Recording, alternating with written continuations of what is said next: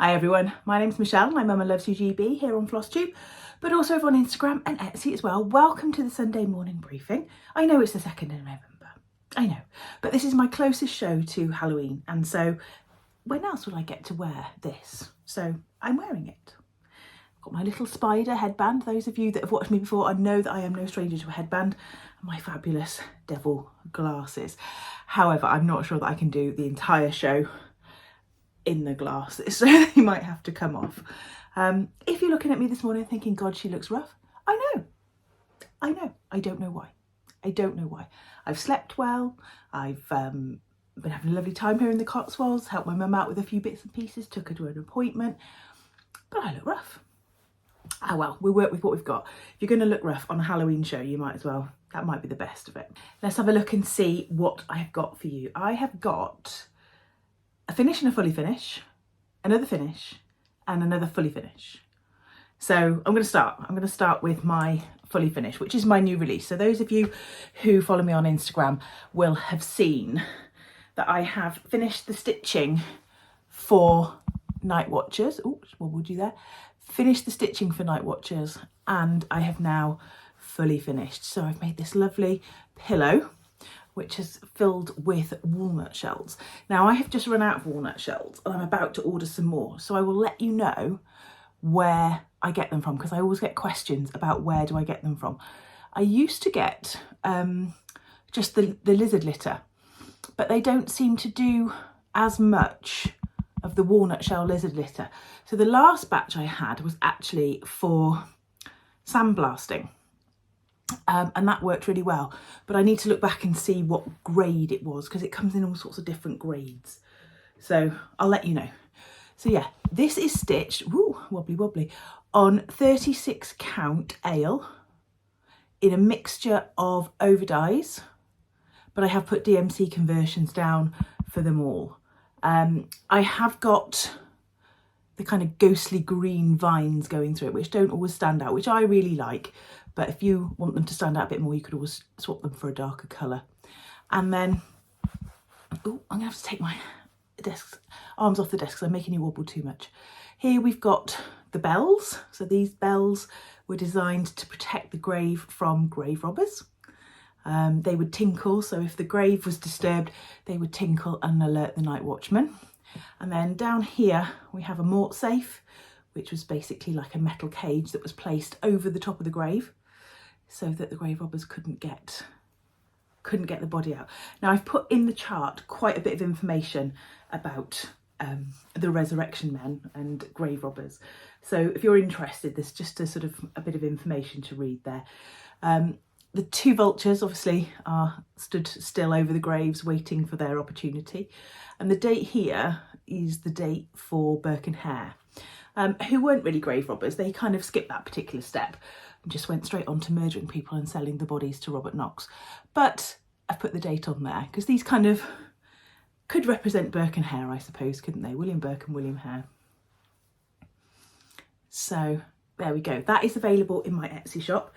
It makes a lovely companion. Now I know I show this every time, but it's a charity piece, so I've got to keep reminding you. So this was Harvest Tricksters, this is Night Watchers, so you could definitely make a really nice pair of cushions from those.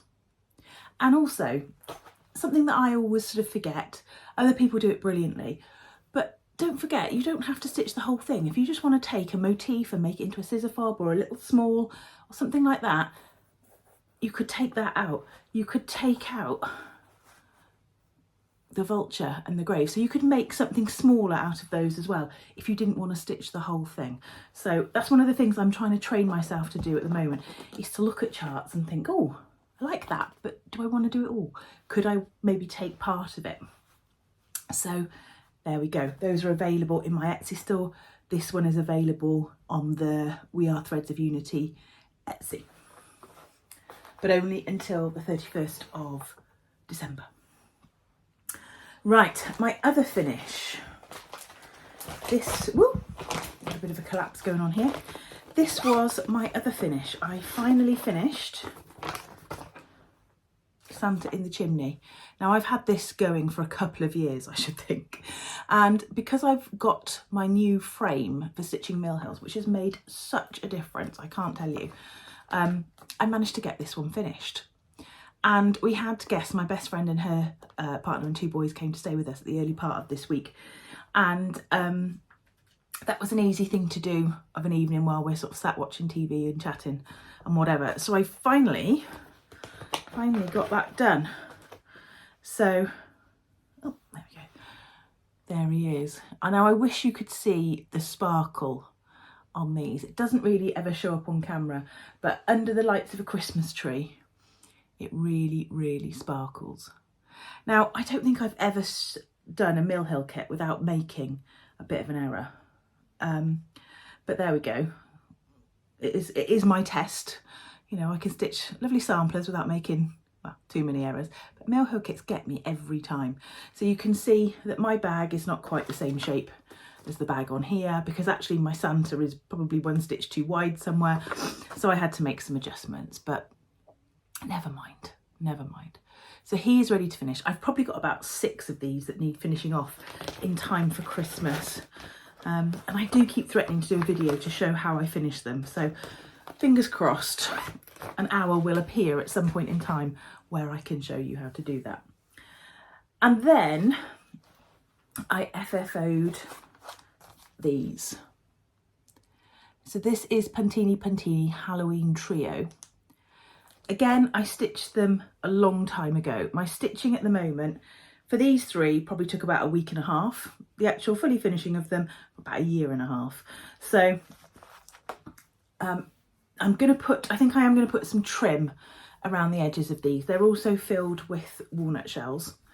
So I am going to put some trim around the edges of these, but I just haven't quite decided which trim. So that one's Born to Spook. And as always with Pantini, it comes with these fabulous beads. You can tell I was running short of walnut crystals after, well, not walnut crystals, they're for dyeing, don't use walnut crystals, walnut shells. After finishing, where have I put it, the night watches. So these are perhaps a little bit underfilled compared to what I would normally do, but they're fine. So Born to Spook, Trick or Treat with a little candy corn. Where's the other one? This is the other one. Knock Knock. So yeah, I probably will put a little bit of trim round at least a couple of them. So they are finished either with black or with some little yellow spider print. I didn't show you the back of my night watches, I don't think. I've just used this kind of, it's the same fabric that I've put on the back of my Lola Crow ornaments as well. It's just kind of like a mottled black. I really like it. And the trim is just a chenille. So these will probably just have a chenille trim, but not that thick, a thinner one. At least a couple of them. Anyway, so they are all now finished, just in time for Halloween next year. Great. So yeah, but I do have a giveaway. So Paola from Pantini gave me this chart quite some time ago, and she sent it with 2 sets of buttons. So obviously I've used 1 set of buttons on mine, so I have now got the chart plus another set of buttons to give away. So if you would like to win this, if you can use the word spook, S-P-O-O-K, spook. If you can use that in your comment, then I will draw out the winner for this, probably next week. So it comes with the chart for all 3 and the buttons for all 3. So please do go for that. Right, just normal stitching. What else have I been doing? I have started another mill hill. Well, actually, I tell a lie. I had this on the go already. This is one of the Timberline Santas. Yeah, Timberline Santas. This one's called Douglas Fir Santa. And I just had a very, very small start on this. I think I'd got part of his boots and a little bit of this snow at the bottom. So I've put in the rest of the boots almost, and then I've started to fill in the little rabbit at the bottom. So I shall just keep going on this and hopefully try and finish it in time for December so that I can just have one more Mill Hill ready and done. As you can see, my threads for this are an absolute disgrace, but I will come to that later because I have done some work on sorting out all my Mill Hill kits for my temperature stitching next year, which I mentioned last week. So I'll come back to that. I'll come back to sorting out Mill Hill kits. Right, I said I wanted to get some fall stitching done. And I have. I've started 2 new things. The first thing I've started is Happy Fall by Arcadia Stitchery on Etsy. I love this one. I just love that pig, that big old saddleback pig. He's lovely. And I'm stitching it on a piece of 36 count caramel mud cake by Fox and Rabbit. This was from one of their boxes of the month. And this is where I've got to. Now, the question could be asked, Michelle, how on earth have you stitched it like that? How have you started down here and ended up over here? I'm stitching it in sulky, and I brought it down to my mum's to stitch, and I couldn't, when I was putting my colours together, I couldn't find my white. So I knew mum had white, so I started to put the white in, and then I brought brown down, which I was happy for here, but I bought another colour for this Happy Fall, and it wasn't the one I ended up using. This one was out of a pack that my mum had, so I kind of had to get it stitched while I'm here because it's her colour. I've probably got it somewhere, but I thought I'd just get it done here. So that's lovely. I love stitching with sulky thread on 36 count. I like the coverage, I like the way it looks. It would look better ironed, but I like the way it looks. And then the other one that I've started, I'm gonna have to put a picture up for this one because I have printed it out. I've left it on the printer, I think. Yes, I have. This is Harvest Wishes and Pumpkin Kisses from Primrose Cottage. Now, I've seen Pam from Ditsy Daisy Crafts stitch these, and I've always liked them.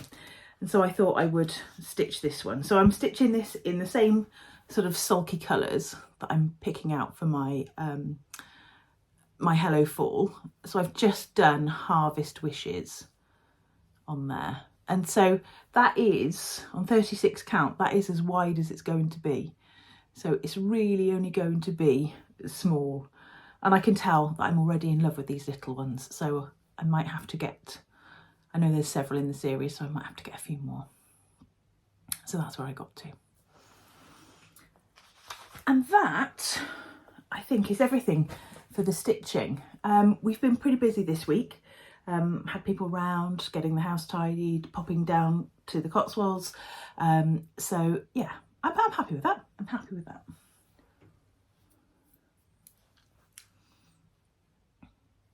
Right, I have also got the second half of my autumn parade. I've got a little bit of haul to show you. I've got lots of freebies actually. I've got several freebies, so we'll do those in a second. I've also been having a little play around in Patreon. And if I tell you my Patreon journey, I was with Teresa Kogut for a very, very long time. And I found that her charts are so brilliant, but I was just getting too many of them that I wasn't able to stitch. And they're all quite big. So I came out of her Patreon. And then I was in the Ink Circles Patreon for a little while, very short amount of time. Then I wasn't in anybody. I think I've been in Liz Matthews for a little while as well. I only ever have one at a time usually. A couple of charts that I really like from Liz Matthews. And then I decided to go back into Patreon and be part of the Snowflower Diaries because she put up one chart that I really, really loved. And this is called Christmas ABCs. So I really liked that one. And so I joined the Patreon, particularly for that chart. And then what I also did was I purchased a couple of past Patreons. And then, yeah, so these are from September. These are from last month. So, yes, these are already... Most Patreons work in the fact that you join the Patreon and you get access to the documents for that particular month. And then at the end of that month, the designers normally take them down and put up the new ones. So most of the time, if you want a past Patreon chart, you have to buy it, which is fine because you can still get hold of it before it gets released, usually in 12 months' time. So I also bought these two from September. So this is called the Raven Pin Keep, which I really liked. And then Halloween Stitchers, which I really liked as well. And I think that's probably what I will do with Patreon, is kind of go in, be a member for a couple of months, but purchase the past Patreons that I like, rather than stay in it for too long and build up lots and lots of charts that perhaps some of them aren't to my taste, because, you know, the designers are putting out 2-3 charts a month. You're not going to love them all. You're just not. So that's what I think I'm going to do, sort of dip in and out a little bit more, and purchase past Patreons. I've gone back into the Teresa Kogut one at a lower level, just really to get access to be able to buy past Patreons, because there's about 3 charts in there that I've seen people stitch that I really, really want.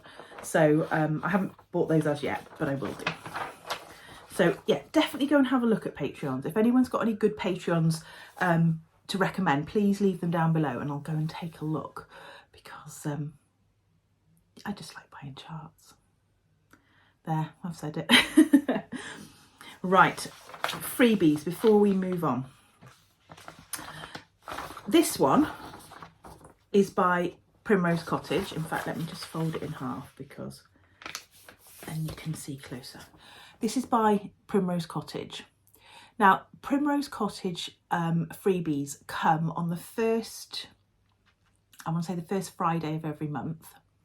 But only if you're a member or you're signed up to their newsletter. That's not a difficult word. It's really gone dark. Anyway, signed up to their newsletter. So that was the one for, what month are we in now? October.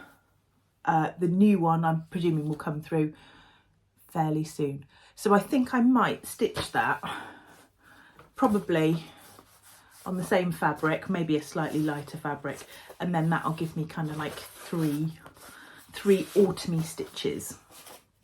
So there's that one. But then I was looking on Living on the Rainbow. Now, this is on her Facebook, I think. Yeah, Facebook. And she is the designer behind, I don't know if you've seen those beautiful little books that you can make. There's one about mushrooms, there's one about monsters, there's one about potions, and you stitch this whole beautiful little book. I know Amy Loves Toads has done one before. And she has been putting out freebies. And these are just some of the ones that she's put out fairly recently. So these are free, so go along to her Facebook and get them.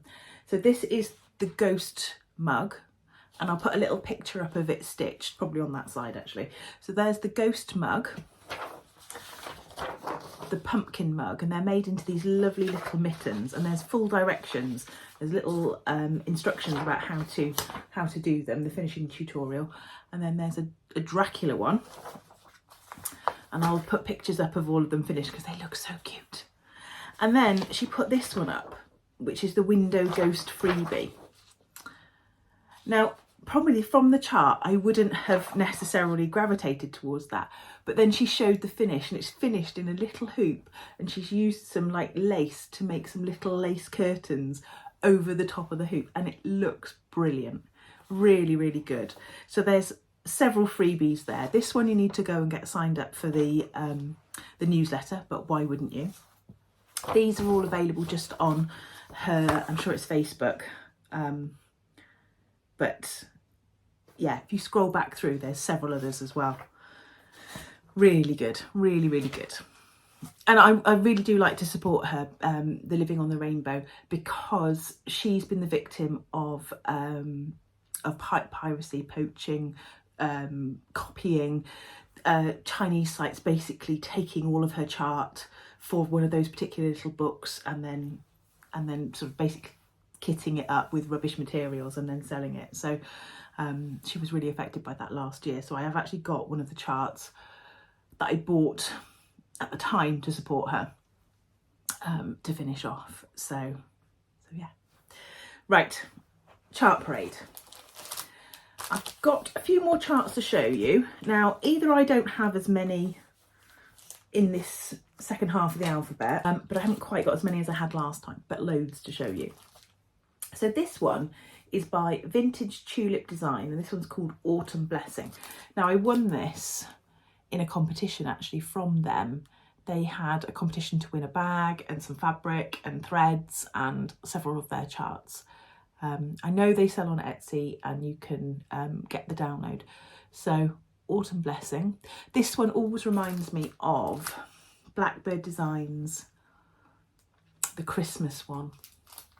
Christmas Garden? Not quite sure. I think so.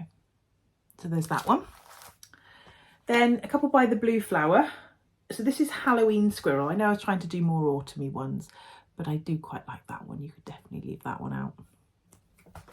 And then the companion piece to that is called Halloween Acorns, but again, I think you could leave that out for a little bit longer into autumn. This one also reminds me of kind of autumn. This is called Night Walk Down. It says Night Walk Down the Sky with the moon in her hand. And that always reminds me of like an autumny stitch. This one by Tiny Modernist. I definitely think you could have this out in the autumn time of year. Nighttime Owl. I love this, it's beautiful. Beautiful, beautiful. Stacey Nash. Miss Hazel, one of the animal crackers. Lovely little squirrel. Sorry for the glare. I'm sure you've seen that one before.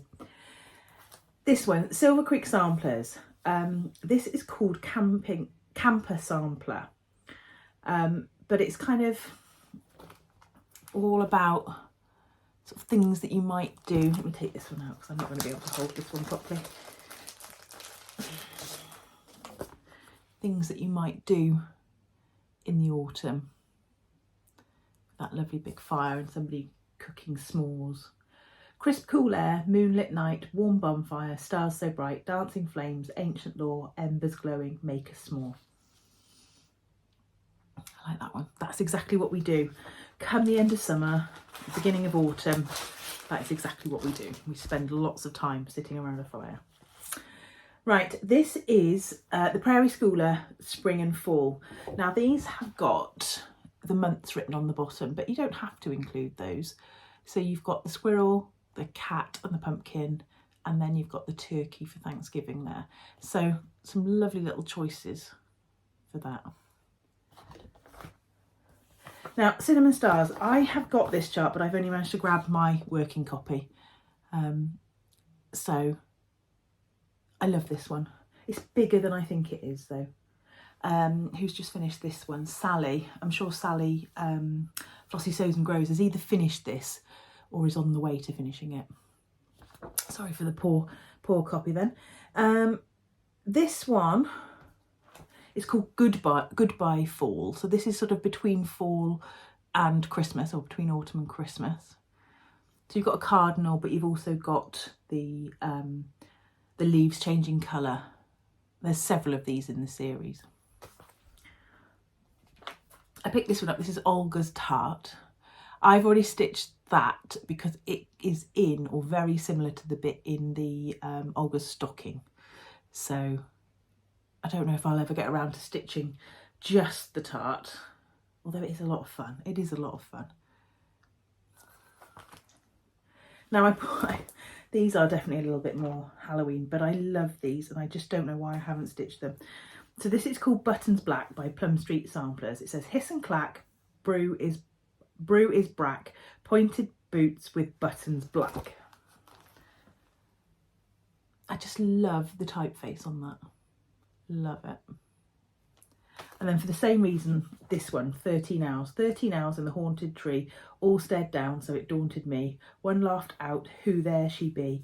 So they joined together and they taunted me.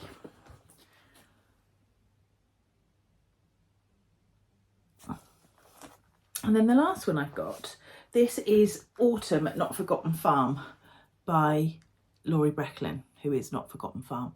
Now this has got several different patterns in it, some of which are cross stitch, some of which are wool applique, all sorts of different ones. So I'll show you the cross stitch ones. I'm pretty sure I got this from Amazon. So there's that one, which is a cross stitch one. That one. But there's charts to make all the lovely little witches' boots and like a lovely autumn banner. Some punch needle if you're good at punch needle. I've never tried it. I don't know if I need another hobby. That one with a beautiful big yellow house.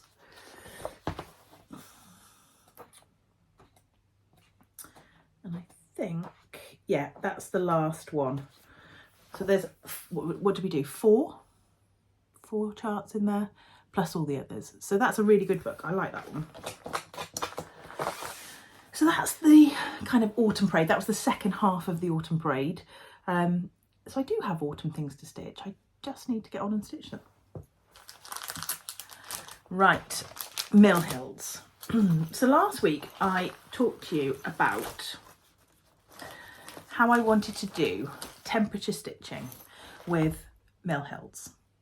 I have got 9 Mill Hill nativity kits that I want to do, plus I've put in an extra one. So what I've done, I've spent quite a bit of time this week doing it, is sorting out all of my files. So these are 79p from Home Bargains. And what I've done, let's take that out for a minute, is I have put each one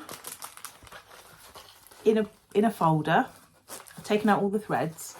Ness has done me some lovely numbers, so I now know which one is which. If you want to see all of these, I think I showed them last week. So Ness has done me all some lovely numbers. So in here now, I've just got the chart, the perforated paper, the beads and the number. The other chart that I chose was this one, the Scottish Celtic Santa one. So I've now got 10. So what I'm going to be doing come January, and I did wonder about starting it in November, but I think I'd have to not do it in December because I've got lots of other things planned in December. So I'm going to start in January. I am going to start in January. It's me rushing towards new things again, and I've got to stop. So 0 to 9, the second digit of the temperature stitching, the second digit of the highest temperature that day will determine what project I put sort of basically half an hour or a couple of threads into. Very much like Stuart in Stitches does, and I was determined to write down who he said he got it from. I'll have to find that out for next time, or for when I start it. So the view is to try and get those done over the course of the year, ready for December. What took me the time was pulling out all of the threads and sorting out all of the threads, because I've stitched several Mill Hill kits, probably more than several. And I can guarantee you that there is one wrong floss on every single one of those, because it's deceptively simple. You look at them and you think, oh yeah, no problem, I can work out which is which. And then there's always some light grey and some light beige that flip themselves around, and something that you think, oh yeah, that's the lavender one, and then actually no, it's not.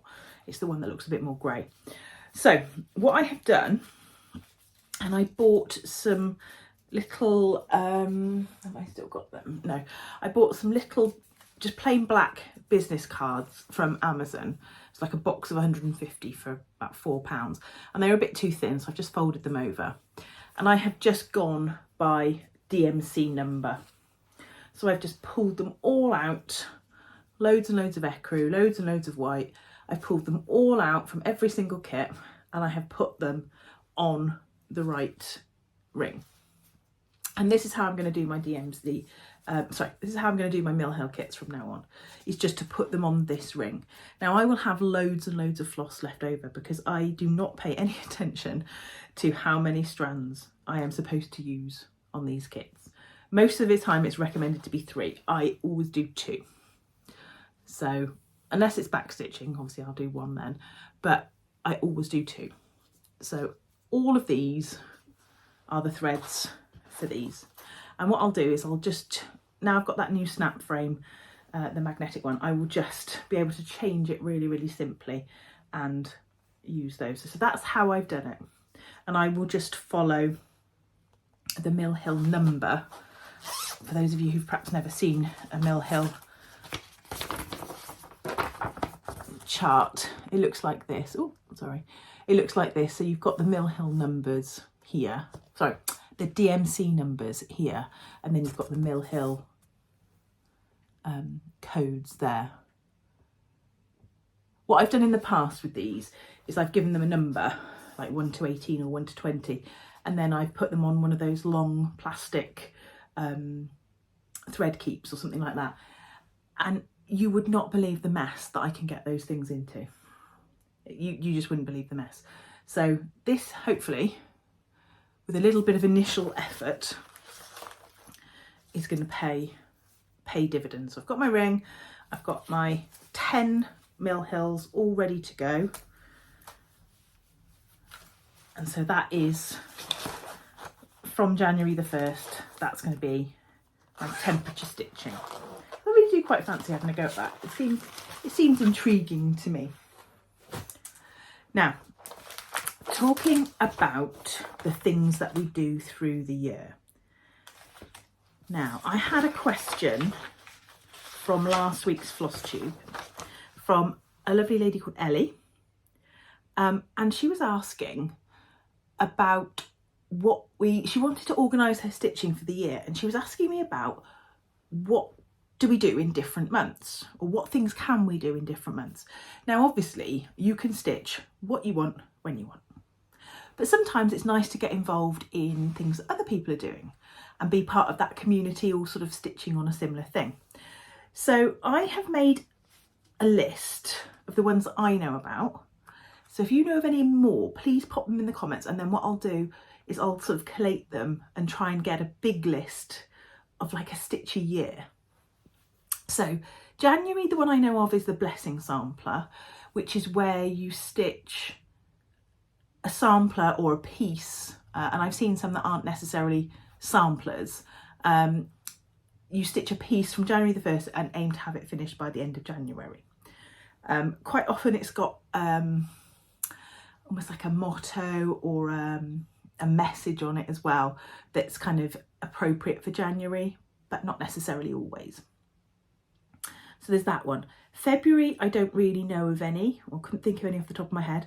March, I know is March Madness for some people, but I don't really know what that is.